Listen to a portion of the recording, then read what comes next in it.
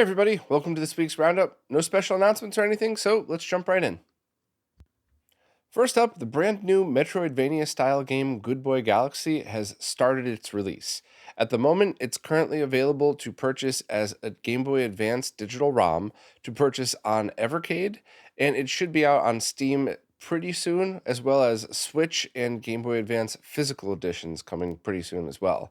So, awesome launch. It's supposed to be a very good game. I haven't had a chance to try it myself, but I've heard good things. It certainly looks promising, and I love the variety of places that you're able to pick it up. If you don't have any of the original stuff, just Steam or the Switch is awesome. The Evercade's pretty cool. I wondered if they did any kind of comparison or latency test to the original. I would love to hear from the team about that to see how that performed. And obviously, I'm always a huge fan of physical editions as well, which you could pre-order now for release early next year. And there's a whole bunch of different versions available from North America to Europe ones, fully loaded collector's editions to just a basic set. So lots of good options here as well, including the soundtrack too. So seems like a very awesome game. I would really like to check it out at some point in the future, but I strongly recommend just going through Crystal's post, checking out the links to everything you need, and seeing what you think about it. Certainly something that I definitely want to swing around, and maybe I'll even do a live stream trying it out for the first time, because Metroidvanias are pretty much my favorite style games, and I'd love to see how a new one works. Next up, the original NES Metroid is forever changed. I will never play the original NES version versus this one again. I'll give the very quick rundown and then some spoilers, so if you don't want to hear about any of the changes, I'll warn you beforehand. But I'm referring to the developer Infidelity's NES to SNES port of Metroid, which is by far the most complicated one that he's done to date. And there's just a ton of additions and very cool stuff that goes along with it. There's the stuff that you could expect with all of these conversions that he's manually done all by hand, where it eliminates slowdown, it reduces sprite flicker, and it allows for some SNES related enhancements that are not even possible on NES consoles. So if you want to try it out yourself, it's available right on the developer's archive.org page. If you want to support the work that he does, please consider signing up on Patreon, because the only reason we were able to get this was because of so many amazing people signing up to support, to show the developer that we want more things like this. And if you want more details on how these are actually super important, even if they're with the basic changes, please go back to the post right here. I have a weekly roundup. I did number 361 that kind of goes into detail on that. Spoiler alert, though. Don't say I didn't warn you. There's a lot implemented in this. And in fact, there's even more optional stuff that you could apply via patches, and the patches could also remove the functionality too if you want. But the stuff that's built into all of them is you boot to a menu that selects the soundtrack. And if you have a Mister or one of the ST to SNES or FX packs that support MSU audio, you could play that version. With an intro that was completely done by scratch or from scratch by the developer. You could also choose from the MSU version of the Famicom soundtrack, which is different than NES. You get the original NES soundtrack or the Zero Mission soundtrack. All are excellent, and I cycled between them in my live stream of this. Also, it has the enhancement from last time of when you hold down the R trigger, you could enable missiles only while you're holding R, which is great. You don't have to enable and disable via select. But if you press X, it brings up a menu system. So you could enable or disable weapons. And you also are able to access a map. So everything is built in. Also, the patches that come with it allow you to start with 99 health instead of 30, which I think is much more fair. Certainly not as extreme as in Zero Mission, where every time you get info, you get a full power up. That seems a little too easy, but I think this was a good happy medium. You could patch for spring ball support, which is still experimental but pretty awesome. Sometimes you might not be able to drop bombs with this if you have it patched, so just keep that in mind. The developer's still kind of working on fixing that. I got caught once with that and had to restart a section, but it auto saves, or you could save by going into that menu and hitting start, or every time you die, it will auto save. Remember, if you're using an FX pack, you have to hold reset on the console for that save to finish through as well. There's also a new version of it where, as you're running, if you jump, it no longer stutters while scrolling when you jump, which I don't know why, but that always drove me crazy for the NES version. So that was pretty huge in my opinion. Such a small but massive upgrade because it really makes it feel like you're upgrading the console that you're playing this thing on. And there's also patches for 8 energy tanks, which was a limitation of the original NES. There were 8 tanks in the game that you could find, but the NES could only display up to 6. So if you got the extra ones, wouldn't really do anything. Now you're allowed to have those, which seems like a no-brainer to have that one. And the final patch is easier farming, which I don't know if it actually made it easier. It was still a giant pain, but that's fine. The original game was supposed to be like this. So I mean, I could talk about this for another hour, and I'm going to do another live stream with it at some point. But this is just, I truly feel like this is what Metroid would have been like if the developers who created it had the ability to do all of the things that we do today. So, had access to the SNES, had access to these development tools. It still is really hard, like really hard, but I loved it. I don't think I'll ever play another version of original Metroid again. And while I always liked Zero Mission, I played it so many times while testing GBA stuff.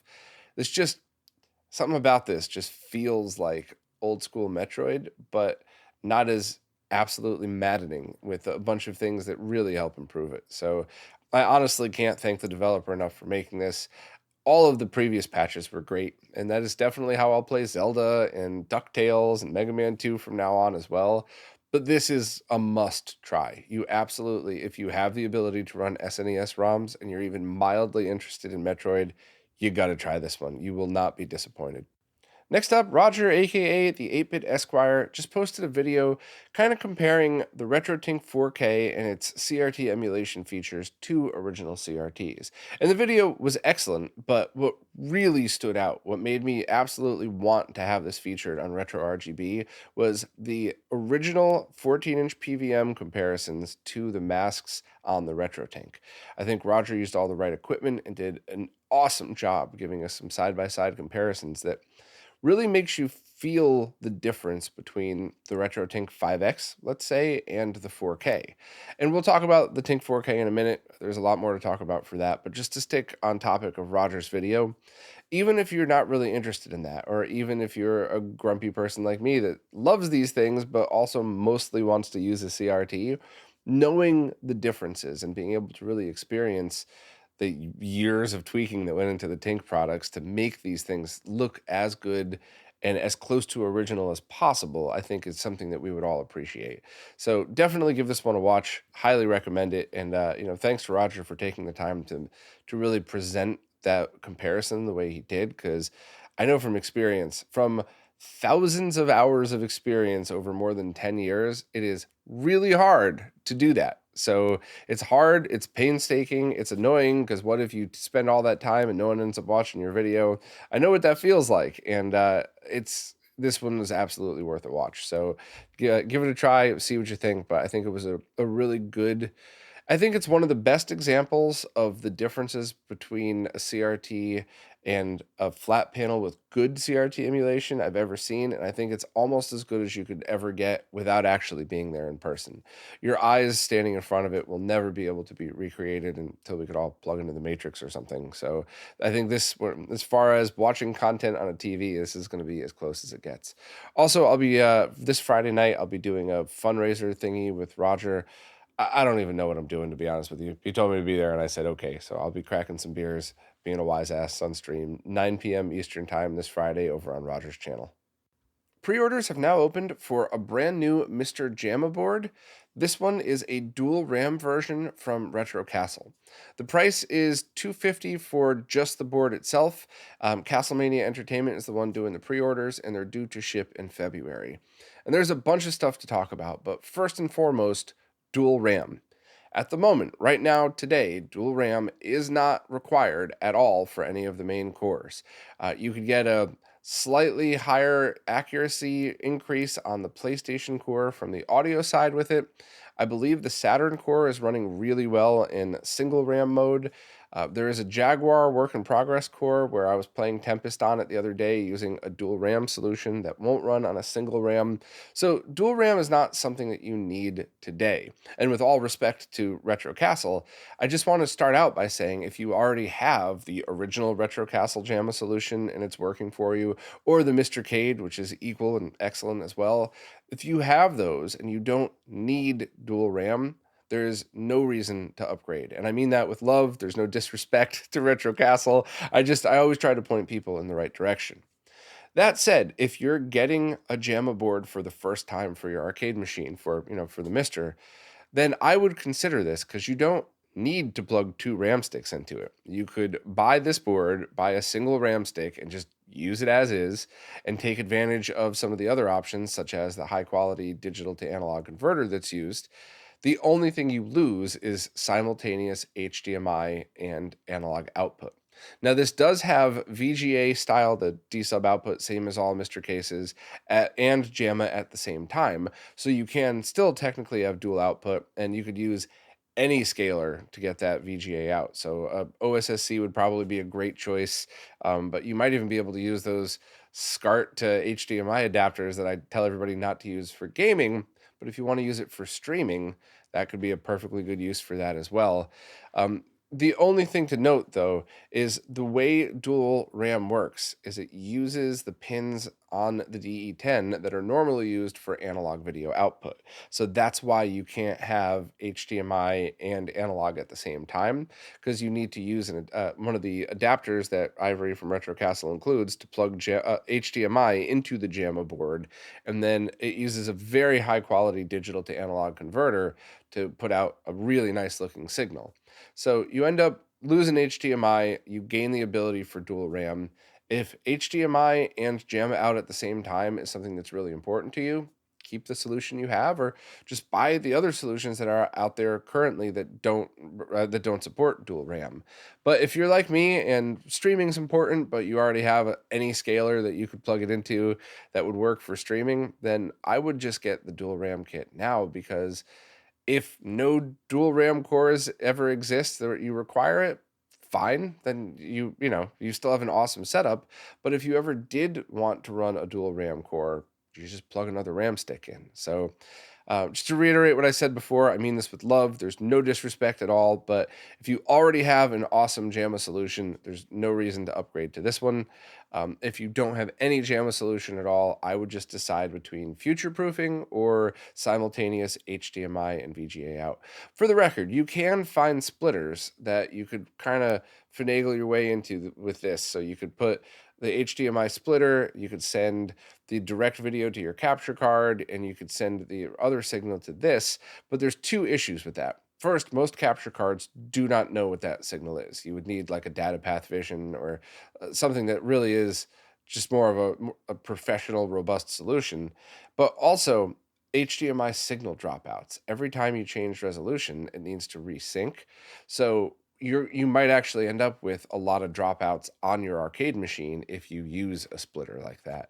So it really depends, I guess. If you're going to play one game for hours, fine. Do get set up before you start your stream, get the game loaded and go from there. But if not, or if it's a game that supports multiple resolutions, like a lot of PlayStation games, HDMI splitters aren't going to be that great of an option. But I probably talked a little bit too much about this than I needed to, but I wanted to give everybody a quick primer on dual RAM. And I was going to do a video on this soon, but I guess I didn't align it at the right time with all the dual RAM solutions. I should have had that out beforehand, but I should have a video out fairly soon that explains who might want dual RAM, why you might not need it, but I'm just very happy to see more options out there. I loved the original Retro Castle JAMMA solution. I had it all the way up until I sold the arcade board. I believe that's now sitting at Arcade Brooklyn, being used at their shop. So nothing but good things to say about Ivory. And if you are interested in a dual RAM JAMMA solution, seriously consider this one. Pre-orders are open right now for either just the board with dual RAM, or also just 128 meg RAM sticks if you need extras.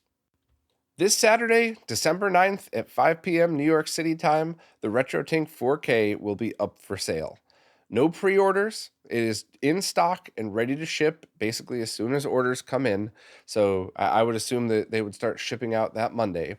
They're going to ship in the order that they were purchased. So while you certainly shouldn't have to be sitting there refreshing the page right at 5 p.m. New York time, if you do, you're probably going to get yours shipped out sooner than somebody that waited a couple of days. And in stock, ready to go. And this is a product that has been Mike Chi, the creator, has been completely transparent about it the past 6-ish months when it's been in public beta. It's been in private beta for over a year now total. And what you're getting is the most robust and solid launch day firmware I've ever seen on a gaming scaler. Because essentially, it's not a launch day firmware, it's almost like you're buying a product that's been out for a year, that has had some of the greatest minds all over the planet work on this thing.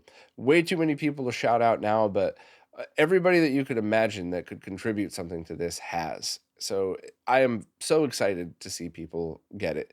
I think everything about this was awesome. I love that you could just buy it. You know, it's a real working, awesome product because of the transparency that Mike has had.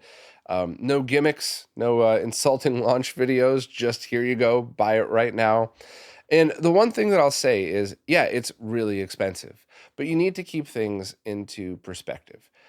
If you're somebody that says this is insane, why would anybody spend this much money, and you have a $1,200 phone sitting in your pocket, you should probably just shut up.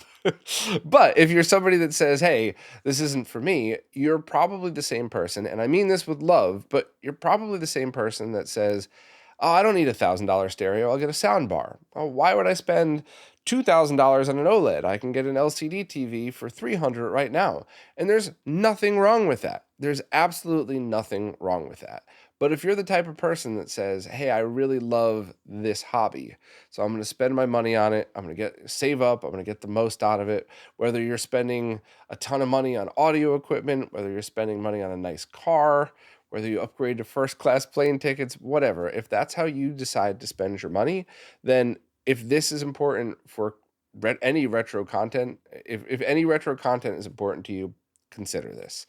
My launch video that I embedded in this post goes over everything that I would want to go over as quickly as I could. I would love to release more videos soon. Time is the only thing stopping me, but I'd love to release more videos digging into each individual feature.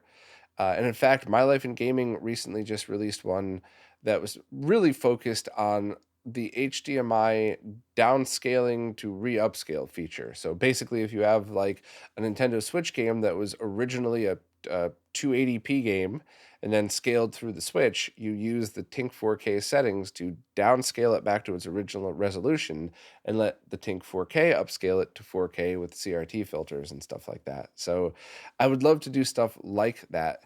The only other thing to add that I don't know if Mark was super clear about in the video was that those profiles are something that you could save and trade. So if you want to make game-specific profiles, you could absolutely do that. And also, I believe the Mr. team a couple months ago said once this was up for sale, they would try to work on getting direct video data sent so that the TINK 4K would automatically know what core was being loaded in direct video mode in order to compensate. Hopefully they'll keep their promise. I know Mike offered them a free one to do that, and I think they declined. So hopefully they'll still keep their promise on that one, because that would be a pretty amazing addition as well, that I guess other scalers could also use for HDMI input. But I'm just super excited for this. I think this is absolutely awesome.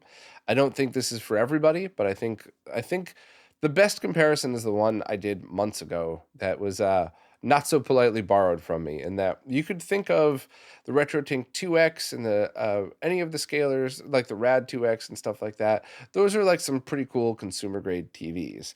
And then you move on to the OSSC Pro and I would assume the Morph as well as and the RetroTINK 5X. That's like moving into PVM territory there, and you're getting some pretty amazing options. The good scalers, two of those have been out for a while, so the solid firmware on those. But this truly is the BVM of scalers. Other companies could steal that if they want, but I think the transparency and proven track record and all of the videos from reviewers that have been putting stuff out really prove that that's true. And I'm just excited that other people get to try it finally. So good luck this Saturday, 5 p.m. New York City time. Just look up wherever that is in your region. It's way easier than saying ET, EST, PT, whatever. Just look what time it is in New York, plan around that, and good luck getting one. Recently, I've spent a lot of time highlighting new and expensive solutions for retro gaming, like the RetroTINK 4K, but I wanted to take a step back and remind everybody you absolutely do not need any of those more expensive solutions to simply play your classic consoles with the cables that they came with on flat panel TVs. So I wanted to take an opportunity to revisit the RetroTINK 2X Pro, both as a way to hype it now for people that are getting turned off by a $750 scaler. I understand that you don't need to spend it. That kind of money. This thing will be all a lot of people would ever need. And it's also not the best choice for some people. I go over all of that pretty clearly in the video. But I also wanted to take a moment to highlight the product because when it was first released, I believe I did a video on the 2X SCART. And I didn't do one on the Pro. I think Ray Commend did. But since then, Mike has given us so many completely free firmware updates that added a ton of features, bug fixes, a whole bunch of stuff. So now that it is a completed product, it is full. There's nothing more that could be done to this product. I wanted to give it another highlight just to show everybody everything it could do and some of the fringe use case scenarios that I thought might be helpful if you still own one of these, or if you were, for example, wanting to put compositor S video onto a VGA CRT monitor. I thought there was some really good use cases for it, even if you have other higher end scalers as well. So that was just a basic video on it. It was kind of a companion to that Get a Scaler video I did a couple of weeks ago, month ago now, whatever it was, just to kind of highlight some of the more entry level beginner options. And I just stand by it. I just think it's something that's a great option for so many people. And I just also think that when choosing your scaler, start by budget, then what cables you already own, and then what TV do you have? Because that's something that I don't talk about a lot because it's very opinion based. But I do think that if you're somebody that spends a lot of money on a good TV, you should spend a good amount of money on a scaler if it's important to you, if you're not just a casual play once a year type. And, also respectfully, if you're the type to go in and get a bargain TV, a 60-inch TV for $300, all you really need is the 2X Pro. You don't need to spend all that extra money. Zero lag, everything will work just fine. And hopefully that video really highlighted all of that. So please give it a watch and consider sharing. The Why Retro Consoles Need a Scaler video, I think, is the one I would love everybody who's into retro to watch. But if you think the Tink 2X Pro might be the solution for you, then definitely watch this one or share it with people who might need it. Next up are a bunch of highly limited updates from Analogue. First, their Pocket will go back on sale this Friday. The original update that they had sent out was talking about this previous Monday's sale 2 days ago. However, it looks like, at least according to their website right now as I'm recording this, they're going to open up more sales this Friday. So I would just go to store.analog.co if you wanted to pick one of those up. They also have different versions of the Pocket dock available, the original as well as one that's white. The white is matching the white Analog Pocket, and for some inexplicable reason, they're going to charge $30 more for it. I thought this was just injection molding, so you could just tell the company, pop out X amount in this color and X amount in that color. I have no idea how they're able to apply a highly limited price to that, but who knows? Maybe they're painted with some very premium, highly limited paint or something like that.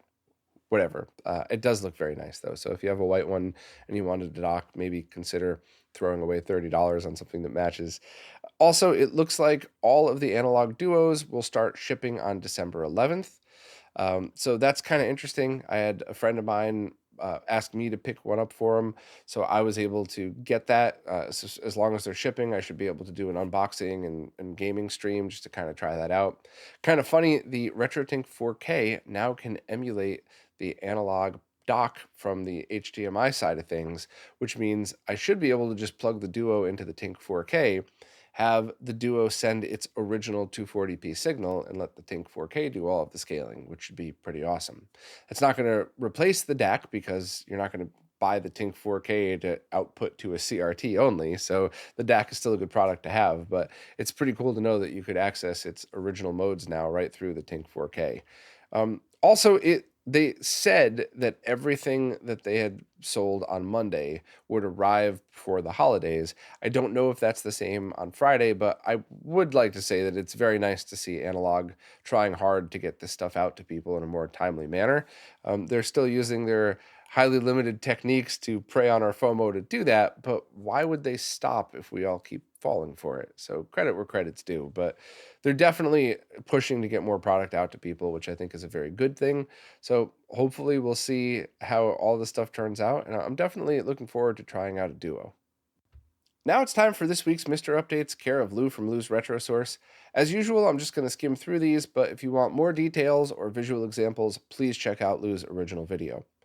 First up, there is a new drop-in firmware for the Mister called the Golem FPGA that is essentially a UI overhaul, which, holy crap, so excited to try and I haven't tried it yet, but so excited to see where this goes, because I would love to get to a point where you don't need to edit INI files and fire up a command prompt to do very basic things. So it's really exciting that someone from the community is taking the initiative to try to rewrite the Mr. UI, because that is not an easy thing to do.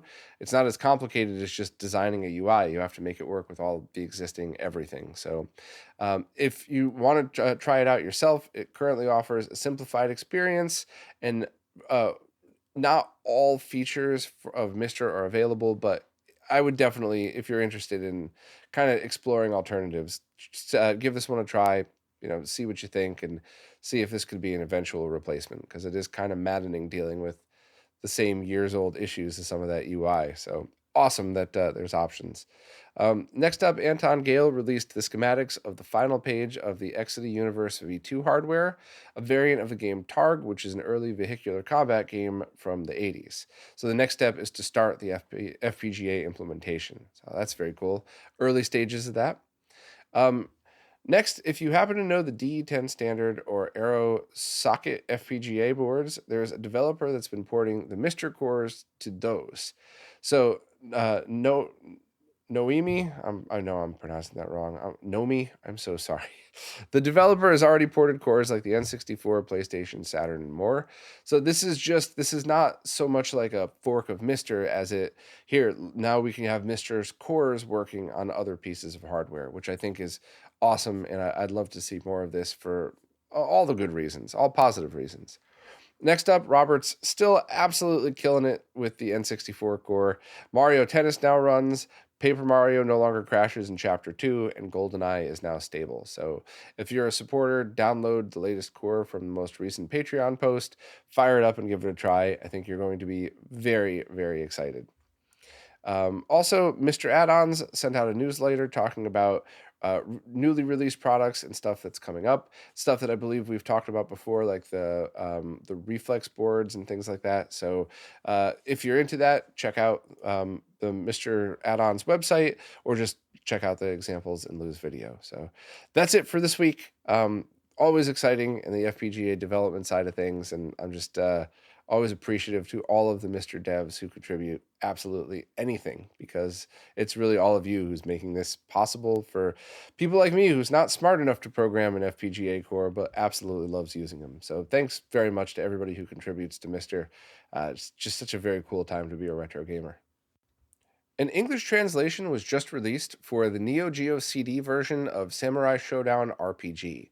Now, this game was released on a couple other platforms, I believe Saturn and PlayStation, but the Neo Geo CD version was kind of the most widely regarded version, and now it has an English translation, so you could play through it if you don't read or speak Japanese. Now, this is the Neo Geo CD, so loading times are going to be almost as long as modern consoles. But if you have something like an ODE, or if you are into Neo Geo CD emulation and have ways of playing it that way, you could get some speedier loading times. But if the game basically plays like a collection of mini RPGs, And it's something that I've heard a lot of feedback of people who have been playing this translation and said that they loved it. They were so excited for it. The person who translated it, Jeff Nussbaum, I guess started work on this on and off back in 2007. So this has been a long time coming. So if you want more details, check out Selena's post. But this seems like a no-brainer for anybody who is interested in that game and has the ability to play Neo Geo CD games.